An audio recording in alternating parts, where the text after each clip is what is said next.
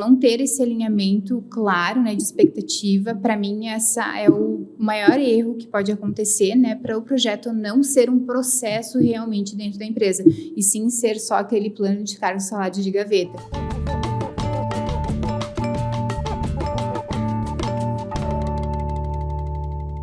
Olá, seja muito bem-vindo, muito bem-vinda ao Talks, o videocast by Metadados.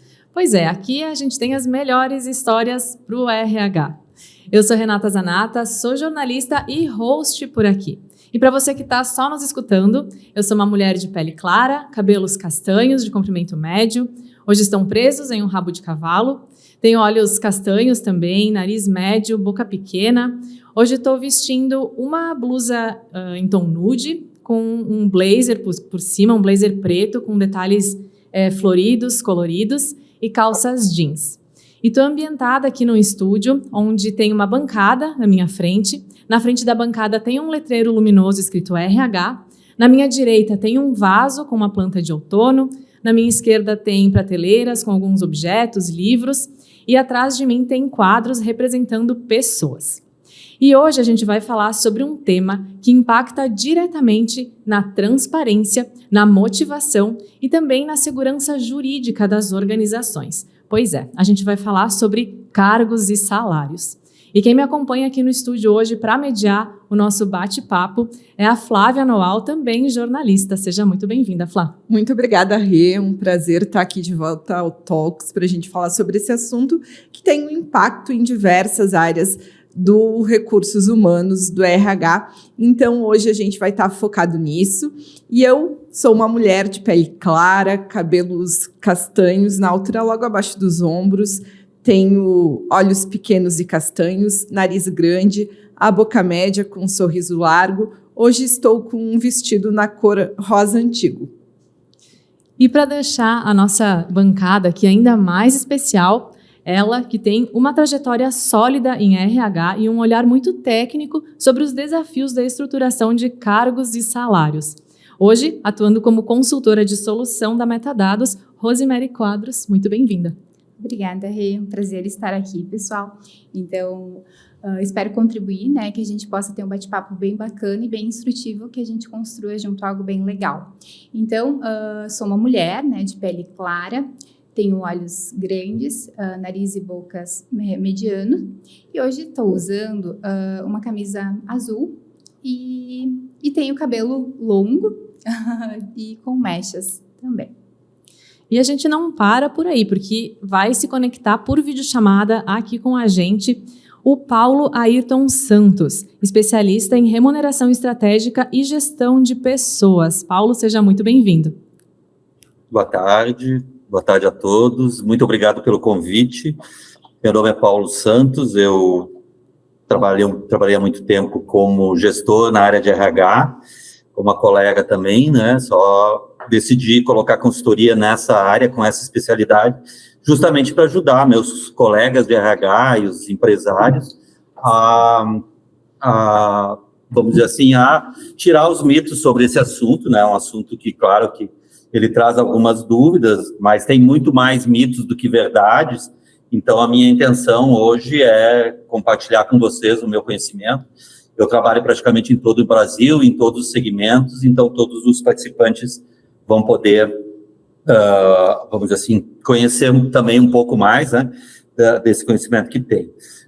Sou um homem de pele clara, né, olhos e nariz grandes, uso óculos, não tenho barba e atualmente estou vestido com uma camisa polo preta, com detalhe vermelho e branco na gola.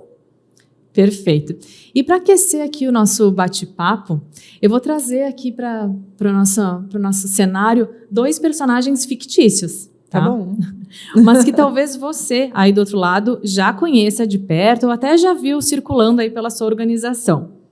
A ideia aqui é que a gente ouça a descrição, tá, desses perfis, e discuta juntos. Essas pessoas, elas estariam bem posicionadas num plano de cargos e salários estruturados ou não? Tá? Ok, vamos lá. Vamos lá. Então, o personagem 1 é a Sandra, a faz tudo. A Sandra começou na empresa há 12 anos como auxiliar administrativo.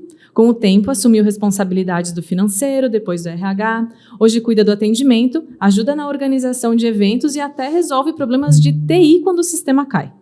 Todo mundo recorre a ela. O salário aumentou um pouco com os anos, mas nunca houve mudança formal de cargo ou escopo. Num plano de cargos e salários estruturado, como a situação da Sandra poderia ter sido diferente? Bastante diferente, acho que os especialistas podem falar melhor, mas com certeza ela não estaria desempenhando todas essas funções, até porque há a descrição de funções e certamente ali não vão constar todas essas, né? Não tem como abraçar esse universo de coisas para fazer ali na tua rotina. Inclusive, depois eles podem nos ajudar a responder que tipo de risco uma pessoa está fazendo todas essas funções pode trazer para a empresa. Rose, mas como ela poderia se posicionar na empresa? Na verdade, esse é um cenário bem comum, né? A gente realmente, trabalhando em empresas, é um cenário que acontece de uma forma mais recorrente. Ou seja, a pessoa vai simplesmente só absorvendo atividades e ela não tem um plano de cargos e salários, não tem um descritivo definindo aquilo que é prioridade, o que são suas atividades. Então, a pessoa, por boa vontade, acaba absorvendo. Então, ela não consegue definir, né, não ter clareza nas suas atividades, porque não existe isso, um padrão claro, né? Então, ela se sobrecarrega e isso pode gerar, até com o tempo, né, uma equiparação salarial com outras funções que nem a recomendou conosco, né? Até de TI. Então, dependendo dessa situação, ela pode pedir uma equiparação salarial, né, Paulo? Então, acho que isso também é um dos riscos que a empresa corre e ela também, né, por realmente não conseguir ter um direcionamento na carreira, né, para o desenvolvimento dela, né, Paulo? Com certeza, a Sandra teria sofrimentos menores e a empresa também, né, se desde o início já ficasse claro.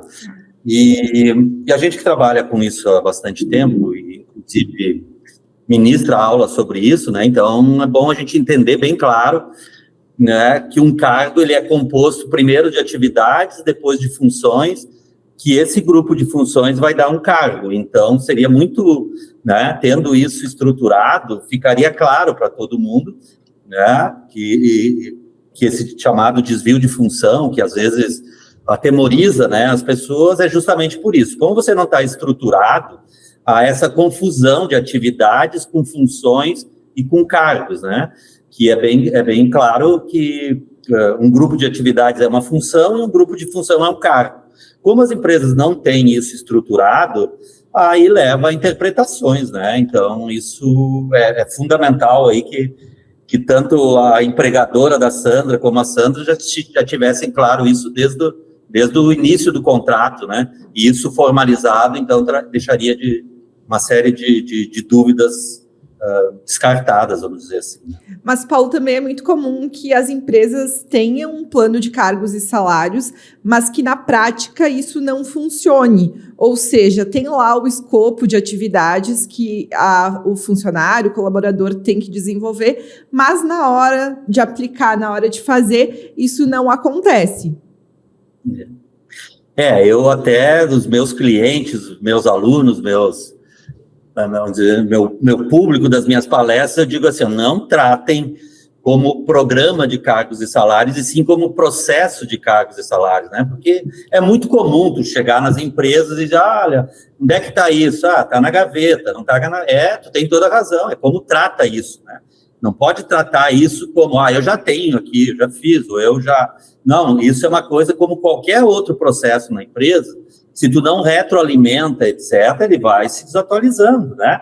Porque, né, independente do exemplo da Sandra, né, se tivesse, né, esse cargo, ele poderia, sim, se fosse acompanhado e a Sandra começasse a fazer algumas atividades de TI e se incluísse, né, nessa descrição dela e se abastecesse isso, sem problema nenhum, claro que ela também teria o reconhecimento e tal, né, mas não teria problema. E isso que tu está falando é exatamente isso. Ele não é um programa, ele é um processo que eu diria assim, numa periodicidade mínima de 6 meses, ele deveria ser revisto, né, como qualquer outro processo, principalmente na velocidade de hoje, né? E nós estamos falando aí da metadados, então a gente tem que manter isso atualizado e automatizado, preferencialmente. Por isso que é bem importante, né, Paulo? Acho que quando existe a construção desse processo, ele ser muito bem disseminado e muito claro, né? Que ele é um processo contínuo e não simplesmente, né, estamos criando cargos e salários e é só descritivo de cargo ou tabela que existe, né? Então, é realmente clarificar isso no processo de implantação, engajar todo mundo, que realmente é uma prática que, a partir daquele momento, se torna um processo, né, contínuo, né? E quais seriam os impactos dessa falta de clareza dos cargos, tanto para o colaborador quanto para a empresa? Na minha percepção, assim, é muito... Eu vejo, assim, a percepção de, enquanto coordenadora, enfim, enquanto pessoa, enquanto funcionário também. Para mim, o cargos e salário sempre foi algo que eu bati muito na importância de toda empresa ter. Por quê? É uma clareza, né? Um direcionamento. Eu, enquanto profissional, eu sei aonde eu posso chegar. Lá vai ter tudo o que eu preciso para me desenvolver, tanto quanto profissional, né? Eu quero chegar até nesse cargo. O que eu preciso me desenvolver enquanto competências, sejam elas técnicas, comportamentais, para atingir esse objetivo? Então, traz muita clareza para o desenvolvimento do profissional, né? E para a empresa também traz uma segurança muito grande, porque ali ela vai ter tudo detalhado, que nem o Paulo comentou. Tá ali no descritivo que ela tem essa atividade de TI, tá muito claro para ela. Então, não vai ter aqueles vieses, né? Ah, mas isso não é minha atividade, não é minha função. Então, traz essa transparência e tranquilidade para a empresa nesse contexto também. Né, Paulo? Não sei se tu quer contribuir com algo nesse contexto também. Eu simplificaria isso tudo que tu estás falando, da questão, assim, o que é combinado não é bom nem ruim, é o que é combinado. Então, se não tem as combinações, já começa desde o anúncio do cargo, né? Então, se coloca uma nomenclatura, às vezes uma nomenclatura generalizada, né? E a pessoa entende isso, né? Então, a gente que é da área, às vezes, essas coisas, assim, entender, todas as pessoas vão entender isso, e além disso, mesmo, né, nem vou falar do aspecto legal, porque o aspecto legal ele também pode ser, mas a própria pessoa já começa a ter alguns senões, né?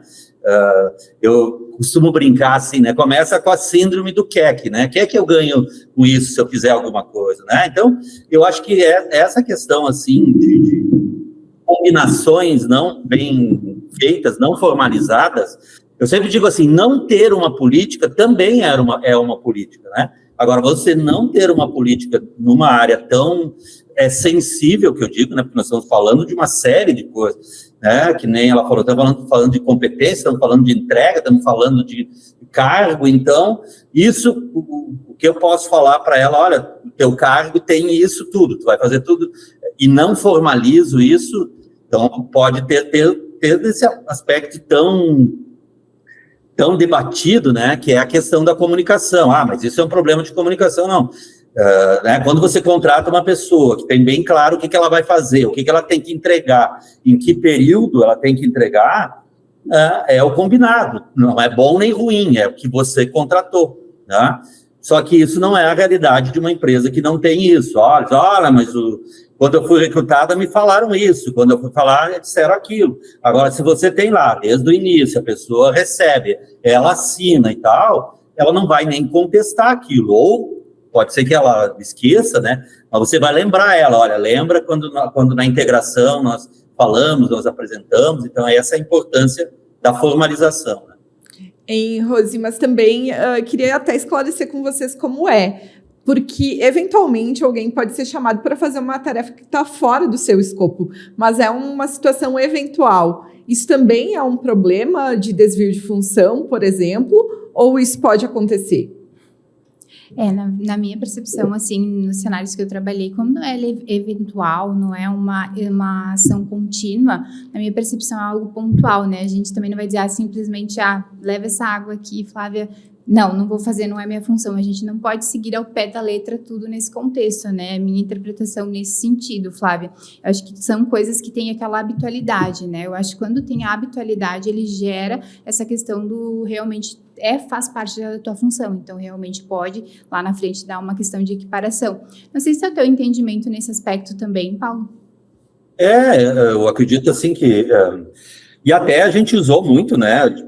Não é nenhuma novidade, né? Lá você tem na descrição realizar outras funções, né? sempre que necessário. Então, você já engloba tudo isso, né? Claro que não é uma coisa assim, você contratou a pessoa para fazer o arquivo e mais algumas tabelas, aí você vai dizer, olha, agora você limpa o banheiro. Não, isso aí sim, isso é totalmente desvio de função, né? Mas aquilo que você combinar, né, e tiver descrito, e aí depois acho que é um assunto que também a gente vai falar sobre, é o plano de carreira, né, para a gente evitar aquelas coisas, eu sou isso, eu sou sênior, mas eu não faço do júnior, não é assim. Um plano de cargos e salários bem feito, onde que envolve também um plano de carreira, ele é somatório, né, entendeu? Vai ter momentos que você, sim, vai ter que fazer um trabalho de sênior, por quê? Porque você só será um sênior a partir do momento que estiver treinado naquilo, né? E a mesma coisa, o júnior não vai poder dizer, mas eu não vou fazer isso aqui porque eu não sou sênior. Então, essas coisas, né, que tem que contemplar ali, tá? Mas de uma maneira, não precisa ser tão, que nem a Rose falou, não precisa ser uma coisa fechada, né? Tem que ser uma coisa com mais ampla, assim, né? Tem uma certa flexibilidade aqui, mas também não vamos abusar na flexibilidade, né? Para tudo que é flexível há um limite. Exatamente. Gente, vamos para o personagem 2, que ele é bem interessante também. É o Gustavo, o estagiário veterano. O Gustavo entrou como estagiário de marketing há quase 3 anos. Ele sempre foi proativo, criou campanhas importantes, passou a treinar novos estagiários e chegou até a assumir sozinho a gestão das redes sociais. Mas ele nunca foi efetivado, continua com o mesmo título e bolsa de estágio. Já cogitou sair, mas ainda espera reconhecimento.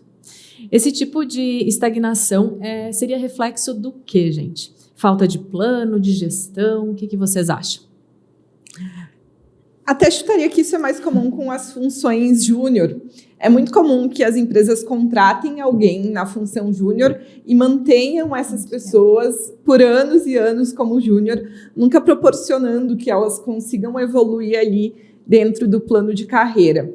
E aí, os problemas, eles tendem a ser muito relacionados à forma como a própria empresa vê a evolução de carreira, questão de investimento, muitas vezes a falta de previsibilidade financeira para que as pessoas possam evoluir dentro do plano de cargos e salários.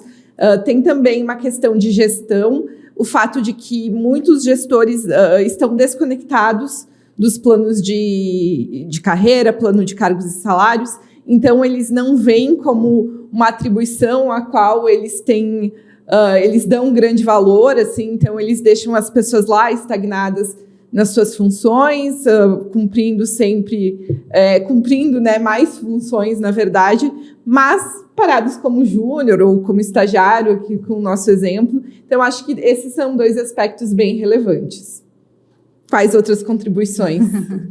Concordo com a tua explanação, Flávia. Eu acho que é bem isso nesse contexto, né? Depende de vários fatores, né? Que nem, por exemplo, não tem uma estrutura definida, né? Então, tá ok, ele tá entregando, tá fazendo além, tá legal para a empresa nesse contexto, naquilo que nem tem alguns que falam, time que tá ganhando não se mexe, né? Então, eu acho que não é muito esse viés, né, da empresa não ter algo definido e padrão, porque quando uma vez que tu tem padronizado isso, fica muito claro, né, o processo de evolução, seja ele do plano de cargos e salários como um plano de carreira, né? Então, ali, só que entra outro fator, além desse fator da desorganização, não tem clareza, né, na condução, também existe a desmotivação.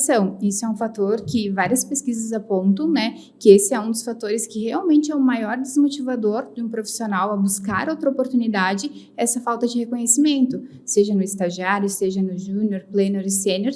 Se não cumprir, né, e não ter nada claro, ele fica nessa expectativa. E se não tem esse contraponto da empresa, realmente ele vai procurar uma outra empresa que dê essa oportunidade de desenvolvimento para ele, né? Então, eu acho que bate muito nesses fatores, assim, na minha percepção, sabe? Aí eu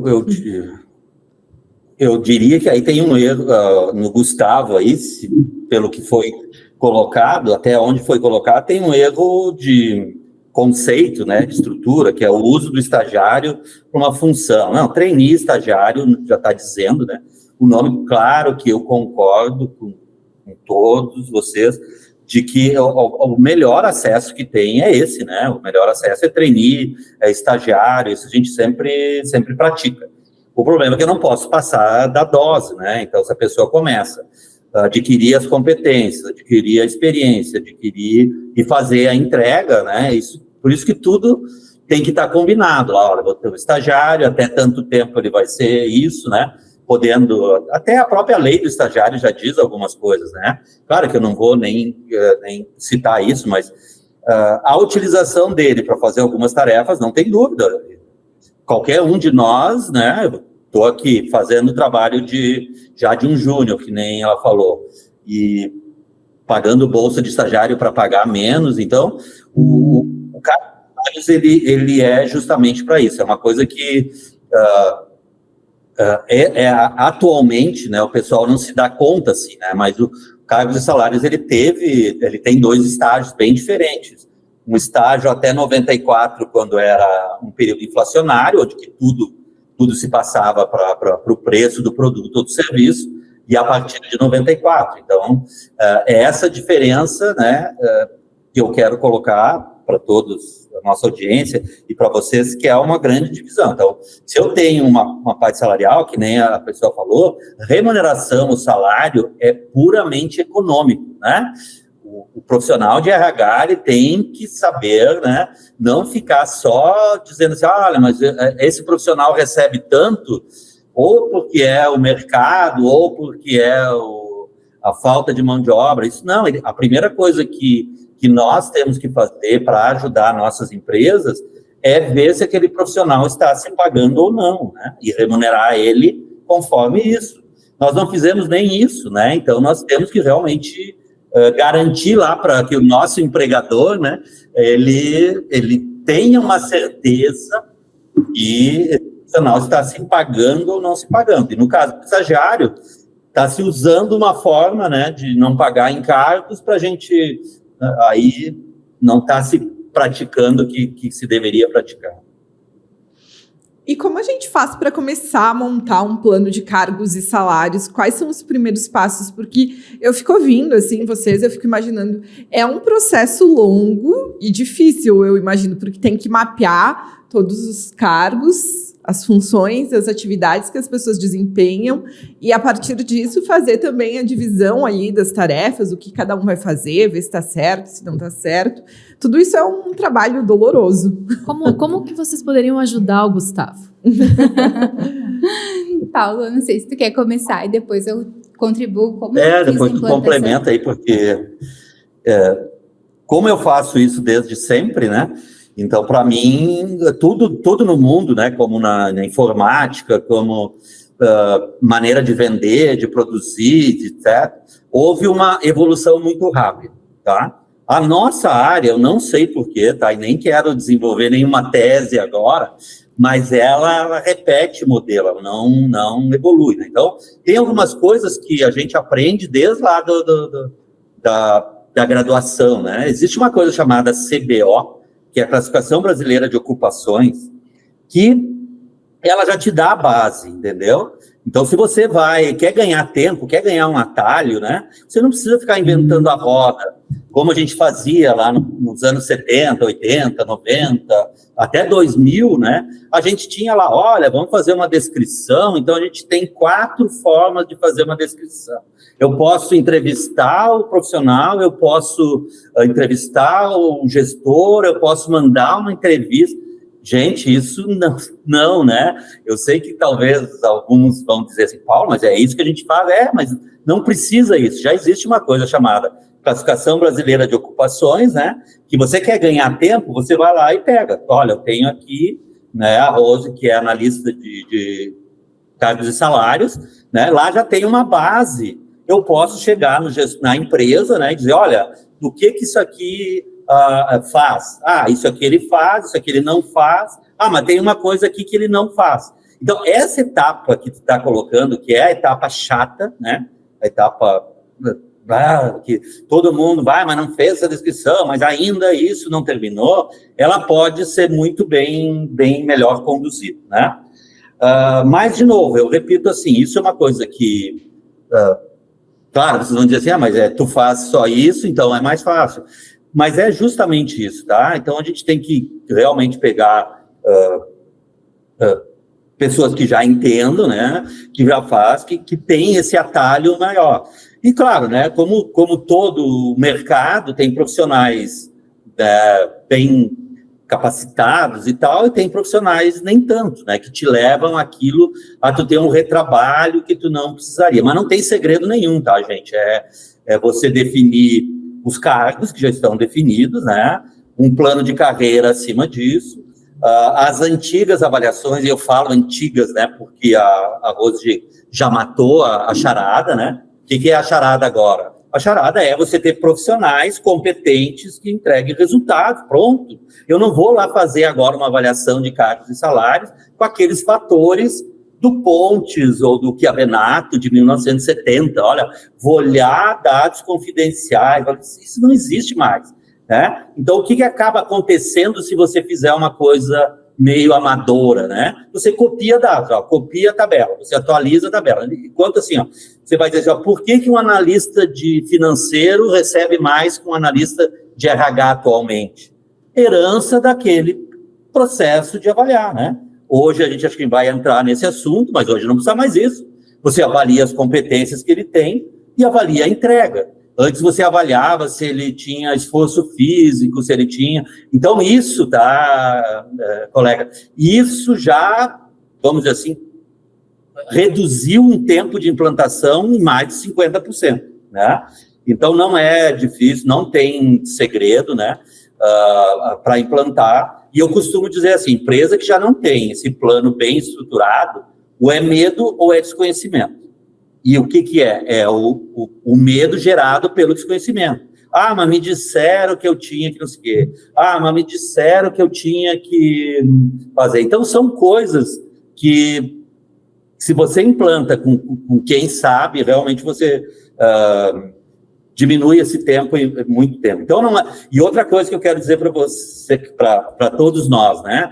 Porque se acha assim, que cargos e salários é para empresa média e grande. Não, gente, se eu tenho um posto de combustível, ou se eu tenho uma fruteira, ou se eu tenho alguma coisa, a lei é a mesma para todas, né? Então, eu não vou fazer porque eu sou pequeno, porque eu sou grande, porque a minha mão de obra é isso. Não, gente, você só vai tirar as suas dores se você resolver isso, senão o teu negócio é sempre o mais difícil, né? Eu não vou botar porque é difícil, porque tem muita gente, porque tem pouca gente. Então, isso é método, tá? Método não é fácil nem difícil, é método. Verdade, Paulo. Eu trago muito reforço, né, esse teu aspecto, né, de trazer que hoje já tem muito mais formas de a gente automatizar esses processos, né? Claro. Na época, enfim, nas empresas que eu trabalhei, que eu fiz implantação, a gente fez esses métodos bem iniciais mesmo. Ir lá no in-loco, no posto de trabalho, analisar indivíduo a indivíduo, função a função, cargo a cargo, fazer o método de escalonamento, né, tipo, comparativo de cargos, para realmente a gente fazer o passo a passo, né, desse contexto, dessa construção. Mas que nem o Paulo comentou, Flávia, hoje já tem formas muito mais automatizadas, né, de a gente conseguir o mesmo resultado, né, trazendo já essa expectativa de implantação. Mas eu gosto bastante de reforçar, né, Paula, não sei se para ti é a mesma percepção, o quanto importante é ter o engajamento de todos, né, nesse processo, porque às vezes o RH está buscando isso, quer trazer essa iniciativa, né, e não tem a parte da gestão abraçando esse projeto. Aí, infelizmente, é difícil que ele flua, né, Paula? Não sei se, como a tua expertise, né, com clientes, assim, tem sido esse também um desafio, porque na minha época era muito esse contexto do desafio, né, da gestão ter engajamento e comprar o projeto, né? Isso é uma coisa bem importante, né? Isso que tu falou, assim, a minha metodologia é top-down, né? De cima para baixo. Esqueça esse negócio, né? Que eu vou ver, eu vou fazer, depois eu vou apresentar e todo mundo vai achar ali. Não. Eu tenho que nem tu falou, dando um exemplo assim, o gestor tem que provar o seu próprio veneno. Inclusive, tem que valer para ele. Não é só para a pessoa lá. Ele é um supervisor, né? Ele tem lá a descrição dele. Então, o que a gente, né, coloca lá? Olha, o gestor tem que, sei lá, o básico, né? Planejar, dirigir e controlar seus projetos, seus processos e tal. né? E aí aquilo fica só na descrição, não, tem que olhar, né? Ele está planejando o setor, ele está administrando e tal. E uma outra coisa que eu queria compartilhar com vocês é a minha experiência no sentido assim, eu já fui muito de que colocar tudo para o gestor. Olha, o gestor tem que saber de férias, tem que saber de... Não, já troquei tudo, tá? Eu acho que a empresa, sim, é a empresa que eu digo tem que ter uma política para que o gestor consiga fazer a gestão com o que ele tem, né? Porque eu costumo brincar assim, não adianta eu dar um martelo para o gestor colocar uma chave de fenda, um parafuso de fenda, né? Eu tenho que dar a chave de fenda.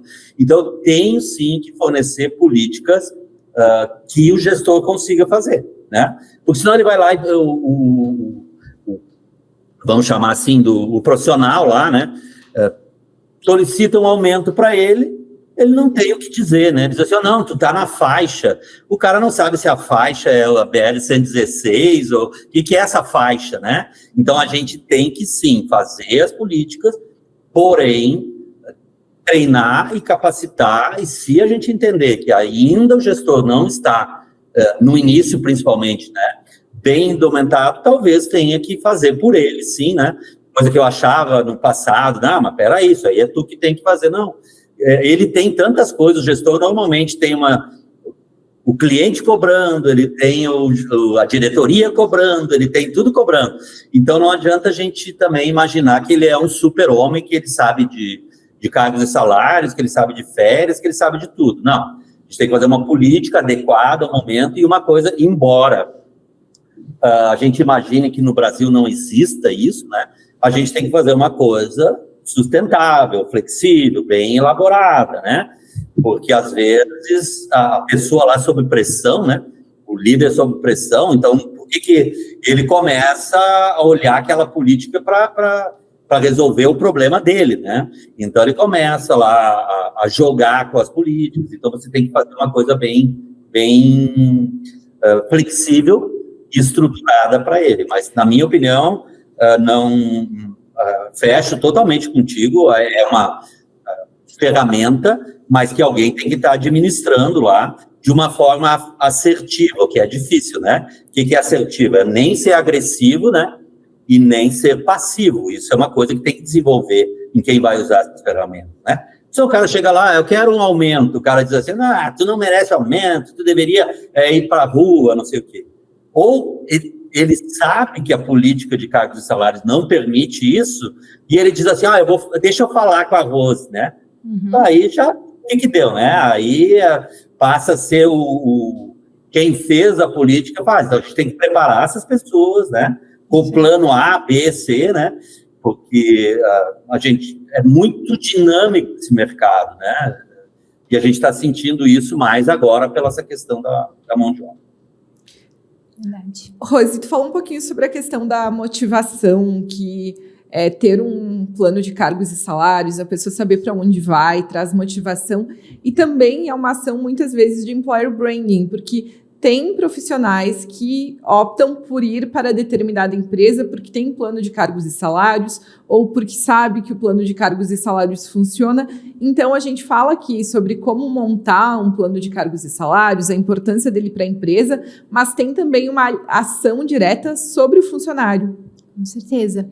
É a visibilidade, né? A mesma coisa já aconteceu em algumas experiências minhas anteriores, do funcionário dizer, não, eu vou para tal empresa, porque lá eu sei que eu vou começar nesse cargo, eu vou depois de tanto tempo, enfim, ou quando eu adquirir tais competências, eu vou ter a possibilidade de evoluir para tal lugar. Então, isso acho que é muito o boca a boca, né? Lógico que eu tenho um colega que me recomendou naquela empresa que ele já em 2 anos teve uma promoção, teve uma evolução a partir do que ele está entregando a nível de resultado, a nível de desenvolvimento e tudo mais, né?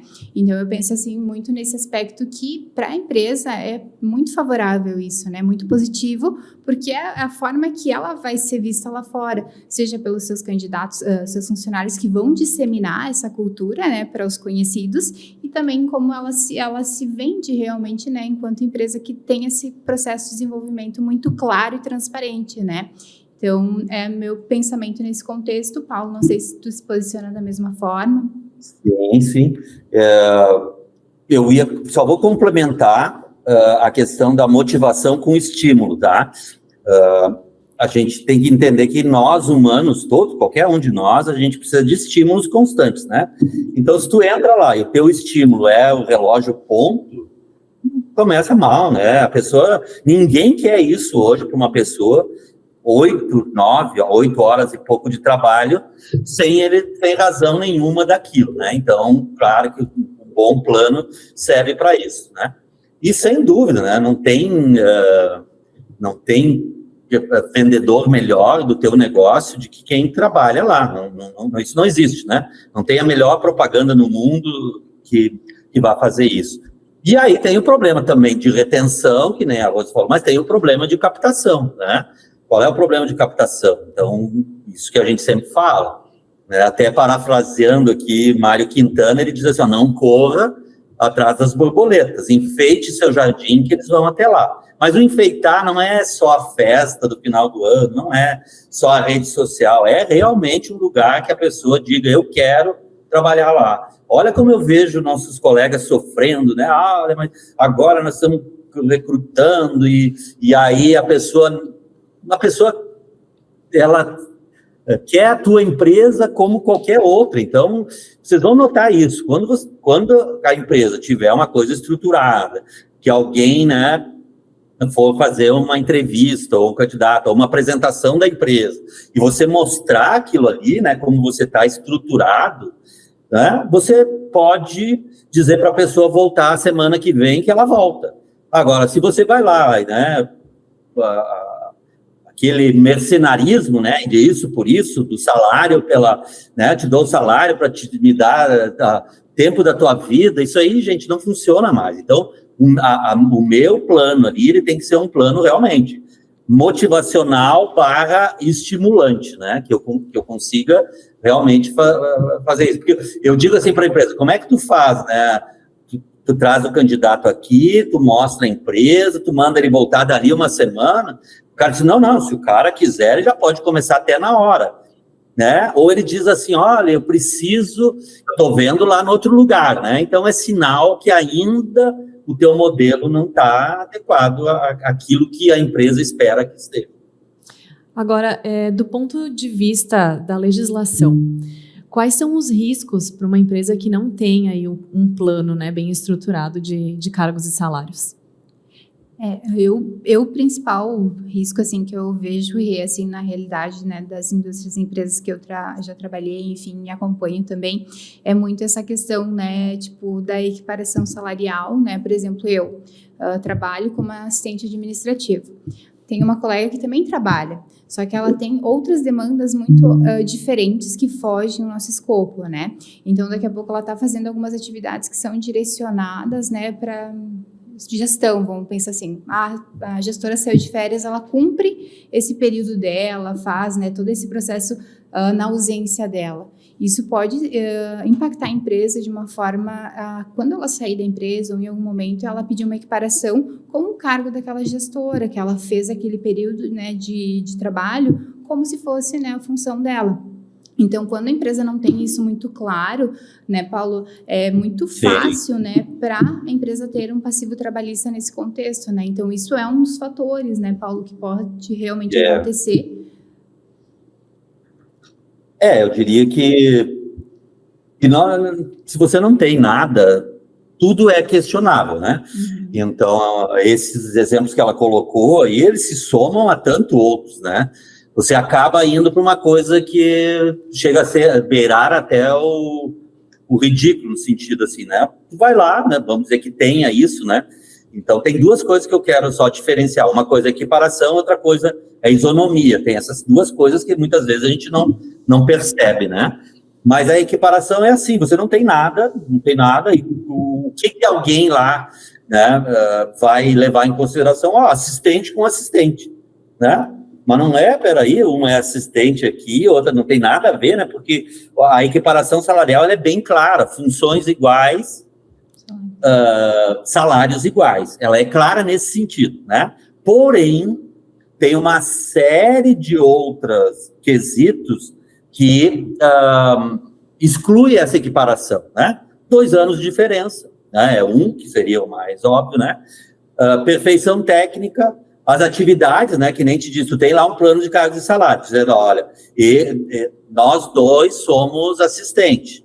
Porém, eu tenho lá o cargo de assistente, às vezes na mesma descrição, às vezes não tenho o tempo diferente, mas eu tenho que eu faço determinadas atividades específicas. Está lá na atividades específicas do nível tal, ou do profissional tal.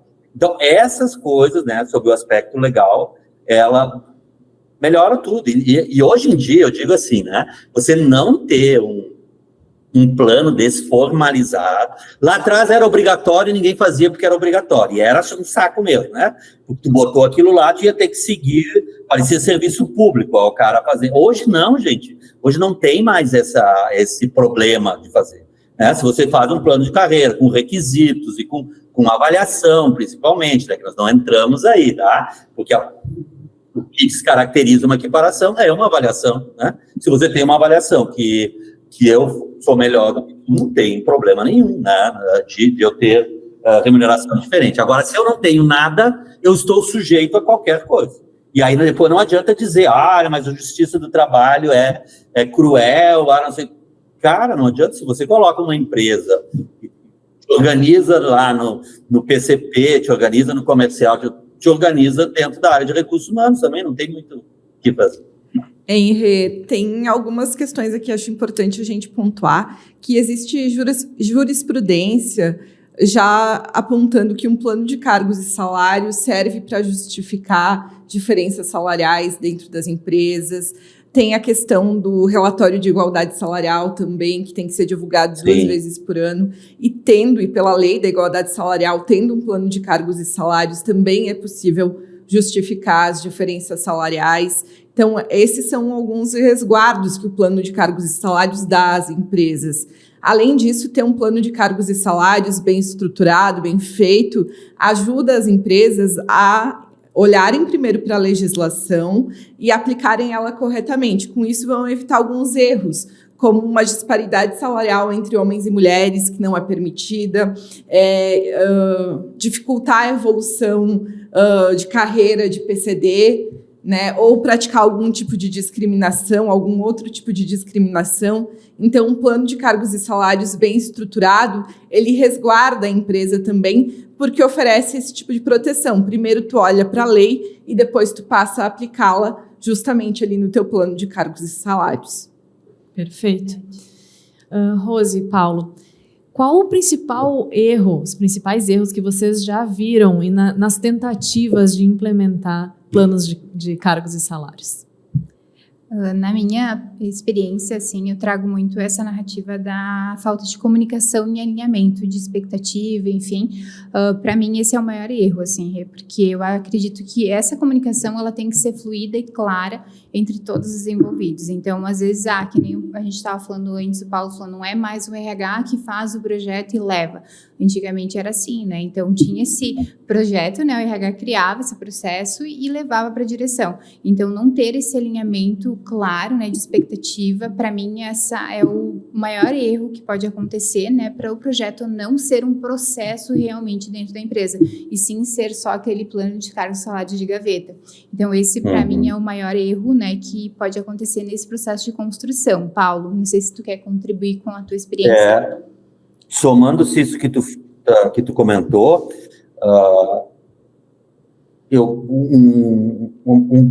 dos erros que a gente mais vê aí é copiar modelos, entendeu? Não adianta você copiar uma coisa, cada empresa tem as suas características, e você não pode adequar a tua empresa a um modelo que as coisas evoluíram muito, os cargos estão muito enriquecidos, né?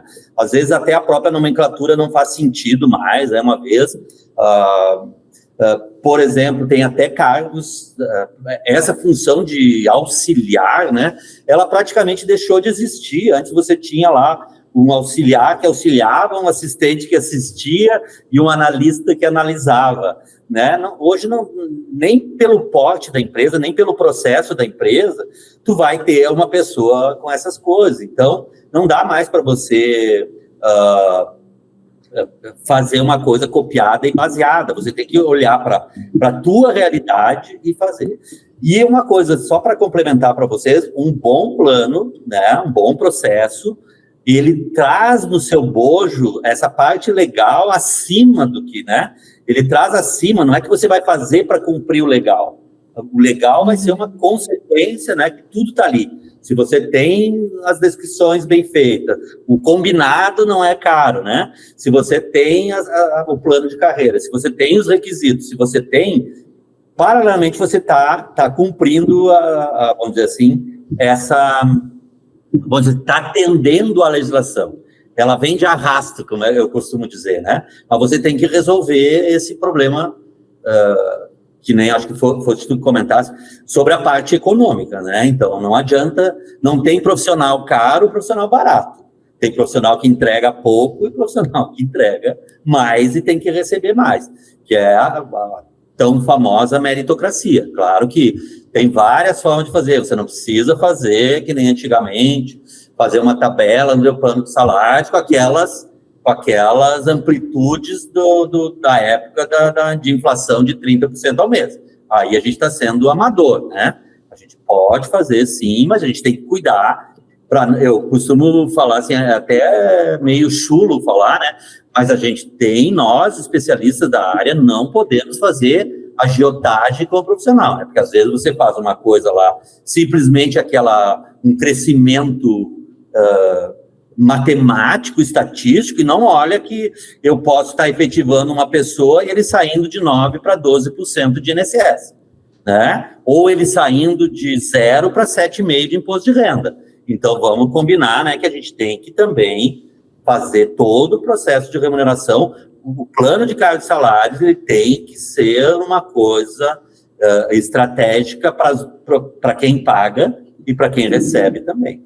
Pois é, né, Paulo? Porque um plano de cargos e salários bem feito, ele também ajuda ali na previsibilidade financeira da empresa, porque tu consegue olhar para a folha de pagamento e ver como ela vai crescer. Exatamente. Isso é bem importante. Isso é uma coisa, assim, eu costumo falar, né?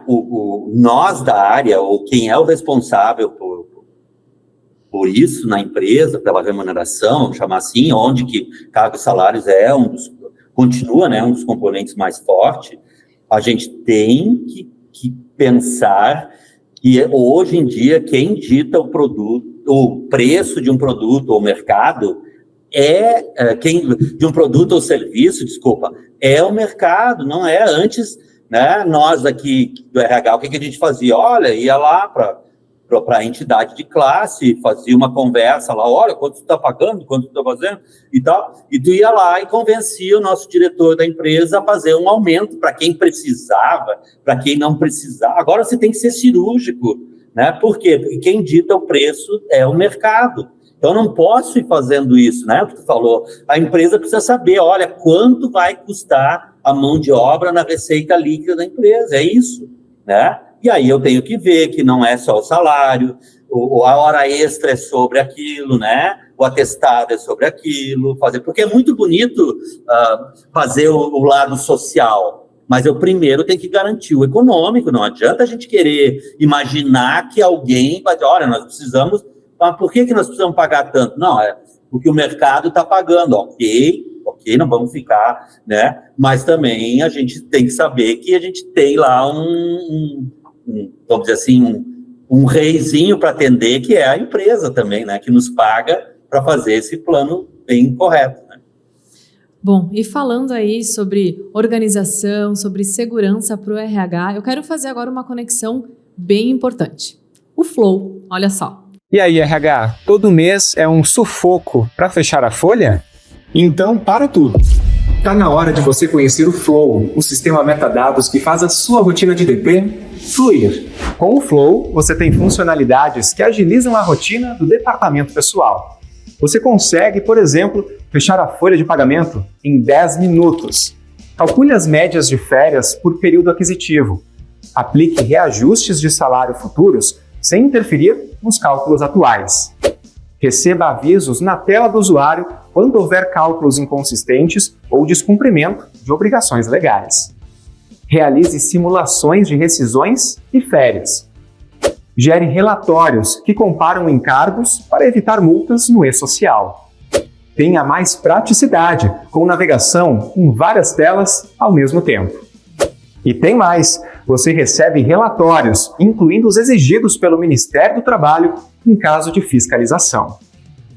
Você controla prazos de treinamentos obrigatórios na área de saúde e segurança do trabalho. Administra os planos de saúde por valor fixo, faixa etária ou tempo de empresa. Automatiza o cálculo de benefícios, como o Vale Transporte, baseado no registro de ponto. O Flow é mais segurança e eficiência para o seu DP. Flow é a escolha certa para um RH mais leve e fluido.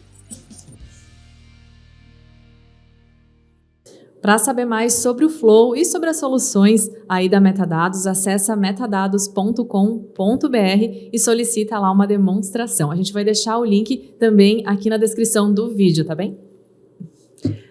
E o Flow, que inclusive está aí num processo de transição para ter um módulo de remuneração com plano de cargos e salários, ele vai ter uma pesquisa salarial, Rose. E a pesquisa salarial é uma das etapas mais importantes do trabalho ali, que envolve plano de cargos e salários, porque justamente é o que nos mostra como o mercado está remunerando cada um dos cargos.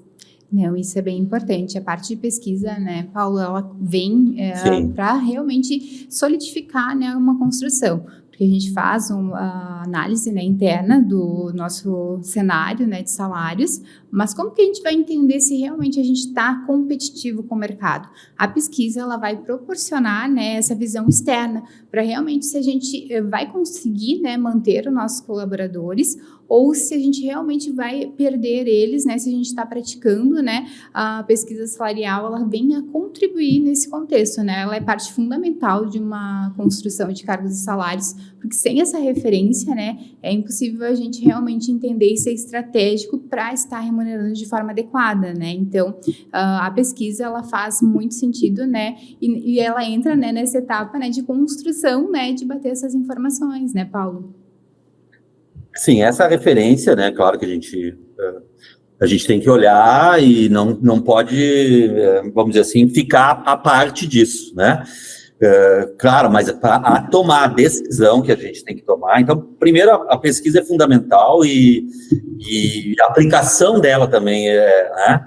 Ela é, porque só quem já respondeu pesquisa, né, sabe o que a gente pode fazer, né, se não tiver bem elaborado. Você pode estar comparando cebola com tomate, né? Então, é bom isso, né, fazer através de um sistema, fazer um acompanhamento mesmo desse valor, porque que nem a colega falou, essa remuneração, ela é base para todos. Você tem a tua possibilidade interna, que é o teu DRE que te dá, né?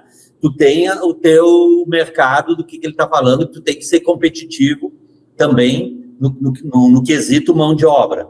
Então, você tem que chegar a essa equação, né? Se você vai dizer, olha, eu não estou conseguindo pagar conforme o mercado, né? Então, se você não vai ter do seu financeiro, simplesmente, olha, paga porque o mercado está pagando. Você vai ter também o trabalho de olhar para o teu plano e ver o que é ele. Estou com gente de mais, estou com gente de menos, ou é simplesmente, vou ter que, neste momento, né, adequar isso até passar essa fase. Então, a pesquisa sempre foi e sempre será fundamental, mas como qualquer processo, né, e que bom que vocês estão implantando isso também, né, ela tem que ser feita de uma maneira bem com todos os passos que uma pesquisa tem que fazer, né? Já que a gente está falando de comparativo, às vezes não dá para comparar alhos com bugalhos, vamos chamar assim, né? Mas é bem importante, sim. Aliás, é muito importante essa questão da pesquisa. Bom, e para a gente fechar aqui o nosso episódio de hoje com chave de ouro, eu vou pedir que vocês compartilhem aí alguma dica de livro, pode ser uma série, pode ser um filme, algum conteúdo que apoie quem está nos assistindo e contribua aí também com o assunto de hoje. Legal. Eu gosto, enfim, gosto bastante e me ajudou bastante no processo de construção, entender um pouco de cargos e salários, né? É a parte do podcast RH na prática. Até tem um episódio, acho que é o 173, ele traz muito essa referência, né, da importância de remuneração, como estruturar um cargos e salários. Então, acho que ajuda bastante para quem está se inteirando, né, buscando mais conhecimento sobre isso. E, para mim, né, quando comecei a estudar a parte de cargos e salários, também o livro, né, Administração de Cargos e Salários e Benefícios, do Benedito Pontes, ele me ajudou bastante, né, porque ele explica tudo passo a passo, né, do porquê cada etapa, contextualizando realmente o conceito, né, e desmistificando um pouquinho mais sobre esse tema. Legal, já gosto de podcast, já emendo, nossa, no sugerido pela Rose. Paulo, alguma dica pra gente? Mas eu vou ficar nessa linha, porque realmente a única coisa que, né, que Avenato, Pontes são realmente, né, o originário disso tudo, que é do livro do Beverly Zimpack, para quem gosta de história, né, tudo nasceu ali, né, mas é um modelo estatístico. Então, para os dias de hoje, a gente tem que entender essa estatística, mas a gente não tem que entender que muita coisa já mudou, entendeu? Então, a gente tem que realmente ter essa flexibilidade, né?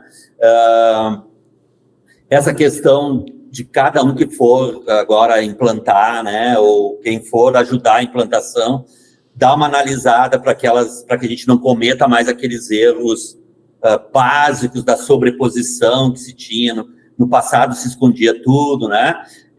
A minha metodologia, ela não é mais de tabela vertical, ela é horizontal, então eu não tenho, né, só tenho o meu material que eu posso depois dispor aí para quem tiver interesse, mas é já na tabela horizontal né, porque cargos e salários têm muitas vantagens legais e tal, mas tem que ser algumas coisas, tem que ser atualizadas, né, que é principalmente essa questão da tabela vertical, que é puramente estatística, né? Puramente estatística, hoje o mundo não é estatístico, ele tem muitas essas outras questões. Mas para o básico, né, continua sendo esses autores, né? O que Avenato já dá um pouco, né, nas últimas edições dele, né? Mas a princípio não tem nada. Acho que eu vou escrever alguns livros agora, se eu A gente fica no aguardo daí, Paulo, para entrar aqui nas dicas. Tá bom, vamos fazer. Flá, alguma dica? Minha dica vai ser uma dica também bem caseira, que é o site da Metadados, metadados.com.br. Estamos produzindo ótimos conteúdos para que você fique a par do que também pode ser feito nessa área e como montar o seu plano de cargos e salários, como a gente pode ajudar você. Então, aí nas próximas semanas, esse conteúdo já vai estar disponível lá no nosso site. Bom, Flávia, Rose, Paulo, muito obrigada pelas contribuições aí de vocês, pela participação de vocês aqui hoje. Muito obrigada. Prazer. Eu que agradeço, o prazer foi todo meu. Eu que agradeço o convite aí, quando precisarem, da medida do que puder acrescentar, estou à disposição. Obrigada. E a você que nos acompanhou, muito obrigada também. E a gente quer saber se aí na sua empresa existe um plano de cargos e salários. Ele está atualizado? Conta pra gente, deixa aí nos comentários. Se inscreve aqui no nosso canal, ativa o sininho para não perder os próximos episódios e a gente se vê numa próxima. Até lá. Tchau!